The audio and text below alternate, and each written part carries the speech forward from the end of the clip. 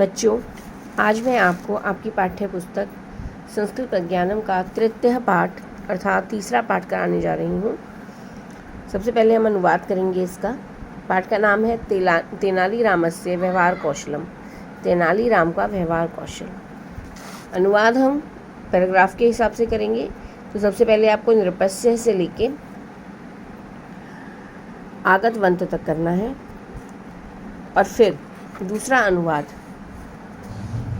प्रतिदिनम से लेके अंत तक यानी स्थितवंत तक करना है। तो दो भागों में हम इसका अनुवाद करेंगे। अनुवाद प्रारंभ करते हैं। चलिए। नृपस्य कृष्णदेवस्य सभायाम अनेक सभासदा आसन। राजा कृष्णदेव की सभा में अनेक सभासद थे। तेनाली रामः तेषु सर्वाधिकः बुद्धिमान चतुरश्च आसीत्। तेनाली रामा उनमें सबसे अधिक बुद्धिमान और चतुर था।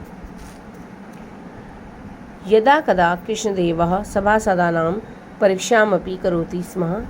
कभी कभी या जब तब कृष्णदेव सभासदों की परीक्षा करते थे। एकदा यदा सः सभासदे सह सभायां स्थितः आसीत्। एक बार जब वह सभा में सभासदों के साथ स्थित थे, तदा सः सर्वभ्य सभासदभ्य सुवर्ण मुद्रा सहस्रम उपहार रूपेण दत्वा तान् कथितवान्। तब उन्होंने सभी सभासदों को स्वर्ण की सहस्र मुद्राएं देते उपहार स्वरूप देकर कहा, यत भवन्तः एताभि मुद्राभि यथेष्टानि वस्तूनि क्रेतुं स्वतंत्रताः सन्ति। कि आप सभी को इन मुद्राओं से मनचाही वस्तु खरीदने की स्वतंत्रता है।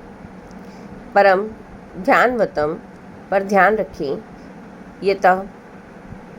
यत् एकस्मिन् सप्ताहे एव भवन्तः अस्य धनस्य व्ययं करिष्यन्ति। कि इस एक सप्ताह में ही आपको इस धन का व्यय करना है।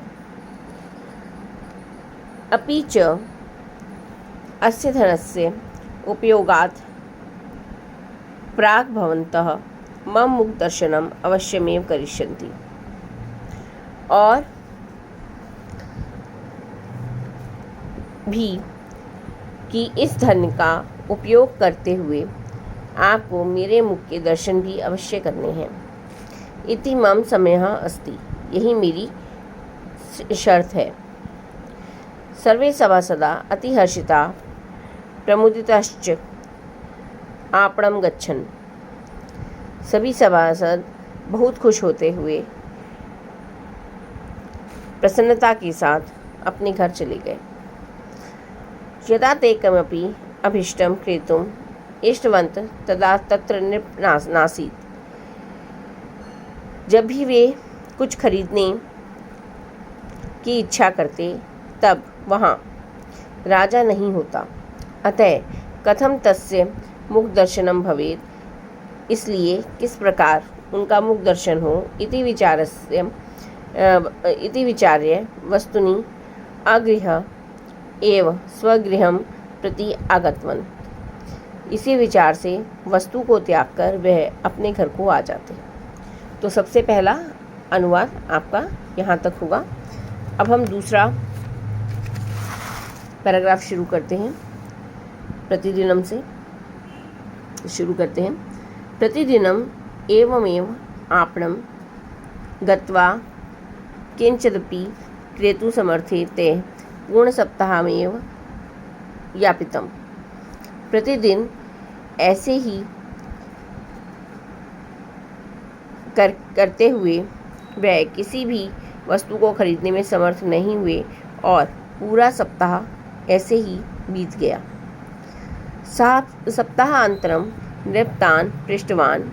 सप्ताह के अंत में राजा ने उनसे पूछा, यत् भवद्भिः कथम तस्य धनस्य उपयोगः कृतः। कि आप लोगों ने कैसे इस धन का उपयोग किया। लज्जितः ते सर्वे नतमस्तकाः भूत्वा नृपं निवेदितवन्तः यत् आपने तव मुखदर्शनं कर्तुम् असमर्थाः वयं न किमपि कृतवन्तः। लज्जित वे सब नतमस्तक होते हुए राजा से निवेदन करने लगे कि आपके मुख के दर्शन करने में असमर्थ होने के कारण हम कुछ भी नहीं खरीद पाए। तदा नृपेण तेनालीरामः पृष्टः तेन च नृपाय बहुनि उपयोग्यानि वस्तूनि दर्शितानि। तब नृप ने अर्थात राजा ने तेनालीराम से पूछा और उसने राजा को बहुत सी उपयोग की वस्तुएं दिखा दी। क्रोधिता नृपः तम पृष्टवान। क्रोधित होकर राजा ने उससे पूछा, यत् मम मुखदर्शनं विनेव त्वमेतानि सर्वाणि वस्तूनि कृतवान, कि मेरे मुख के दर्शन के बिना ही तुमने सारी वस्तुएं खरीद ली। तव्या मम आदेश उल्लंघित, तुमने मेरे आदेश का उल्लंघन किया।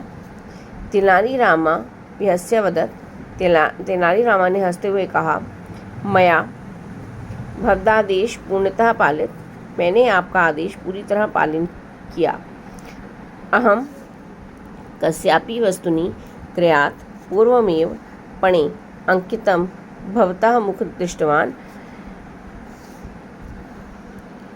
मैं किसी भी वस्तु को खरीदने से पहले उस पर अंकित आपके मुख के दर्शन करता रहा, अर्थात मुद्रा पर स्थित आपके मुख के दर्शन करता रहा। भवता आज्ञांच गृहीत्वा अहम एतानि वस्तूनि कृतवान, और आपकी आज्ञा से ही इन वस्तुओं को खरीद पाया। नृपः तस्य बुद्धिचातुर्यं दृष्ट्वा अति प्रसन्नो अभवत्। राजा उसकी बुद्धि चातुर्य को देखकर अति प्रसन्न हुआ। सर्वे सभासदा च लज्जितः तूष्णीमेव स्थितवन्तः, सभी सभासद लज्जित होकर चुपचाप बैठ गए। तो इस प्रकार आपका अनुवाद पूर्ण हुआ और इसके शब्दार्थ तथा नवीन शब्द आप अपनी कार्यपुस्तिका में कर लेंगे।